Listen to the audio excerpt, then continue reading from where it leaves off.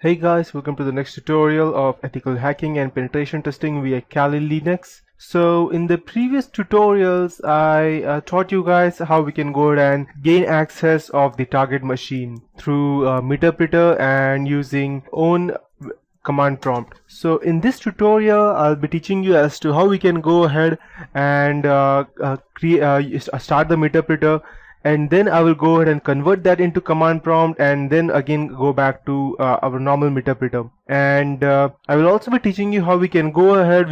Normally we have the administrator's access, or whichever person is running over there, we have that person's access. But even after that, how we can go ahead and gain the system access, and we can go ahead and modify the files. How we can go ahead and bypass the user account control menu as well. So I will be teaching you all of these things today in these tutorials. So I'll just go ahead and start up my system.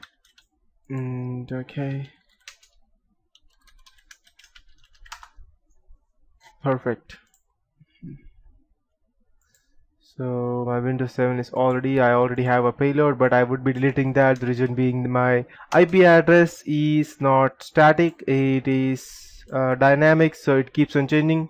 So why am I seeing multiple? Okay, never mind. Perfect. So I'll just go ahead and delete this as well.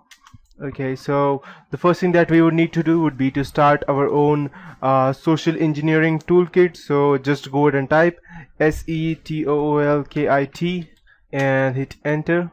And once you have the social engineering, and then fourth one, creating a payload and listener, and now the IP address. So my IP address would be yesterday it was 131, I believe. Never mind. And I will be using the second one over here, that is the Windows reverse TCP meterpreter command, and so it will spawn a meterpreter shell on the victim's computer. So I'll just type 2 and I'll hit enter. We'll be using a backdoor executable, and I'll use a normal port, that is 443, and it will be created. So I'll just go ahead, and by the time it's getting copied, I'll just open my payload folder and I'll just go ahead and create a shortcut. Can we create a shortcut? Okay. Never mind. Okay, so I'll just go ahead and start the listener. And till that time, I'll just copy it and paste it over here. I will copy it, and I'll need to go ahead and turn off the defender first in order for me to do that. So I have to defender.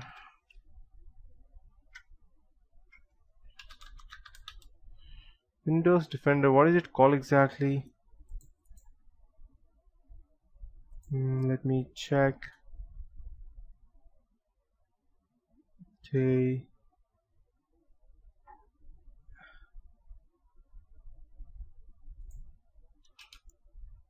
Okay, here we have it. And I'll just go ahead and turn this off. Okay, perfect. And I'll minimize it. I'll paste it over here. Okay, I'll just copy it again and paste it over here, and I'll just cut and I'll paste it over here in Windows 7. I'm unable to copy it together, that's why. So I'll just go ahead and start it right now. Let's see. Okay, we have the session opened. So okay, and I'll just type I space 1. Perfect. So now the first thing that I would like to go ahead and do would be, I'll be showing you how we can go ahead and get access of the command prompt from over here, and we can do anything that we want over here. So I'll just go ahead and type. There are multiple ways of doing that. A simple way would be just to go ahead and type shell, and you will be able to open. But just let me check, if I want to come back to the meterpreter prompt, what would I have to do? So yep, shell, and look, wait.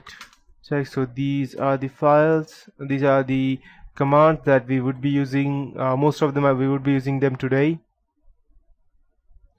Okay, perfect. And I'll just type shell and we have the command prompt. As you can see over here, I can do anything that I want, so I'll just go ahead and create a new file. So I'll just type, wait, what was the command to go ahead and create a text file? Let's check some of the important DOS command prompts that I would be teaching you today. So the first thing would be to go ahead and check the system information of a particular person. So in order for us to do that, just type system info and you will get all the information about that specific computer. And it should be via desktop. You should know that. You won't be able to run it from anywhere else. So as you can see, I have all the information. Test user is the username of the PC. It's a Microsoft Windows 7 and it is multi-processor OS. And it's based on a virtual platform, that's VMware, the one which I am using right now. Phoenix Technologies. Total RAM I have given it is 511. 227 is the graphic card, and this is the virtual memory size. And this is the Intel network card detail. The physical one that I have just been using to connect through VMware. After that, if I want to create a directory, I can just type mkdir and I'll just type, let's say, test. And if I go ahead and see over here, as you can see, I have the test directory. But from over here, if I want to check all the things that I have, that means I want to see all the files that are under desktop. So I'll just type dir and I will get all the files folders as well. So as you can see, this is the file resource at period zip payload.exe and the test. So I want to delete test, so I'll type rmdir and I'll type test and it's deleted. So if I type dir directory, it's not there. After that, if I want to rename a directory, I'll just go ahead and create the same directory once more and I'll type run test. I'm going to rename the directory, so I'll rename it to test to user. And if I go ahead and type dir, as you can see that the test has been converted to user over here. Then I can go ahead and use cd space period to go back, and again desktop to go cd desktop to go ahead and go in the same directory.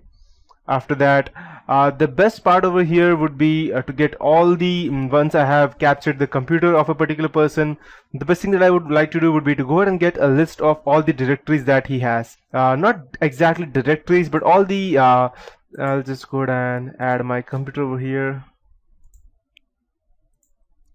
Okay, perfect. I feel it easy. So I have two directories over here, one CD-ROM and one floppy drive. So I want to check how much this person has. So for that, I will have type WMIC and I'll have type LOGICAL logical disk get name.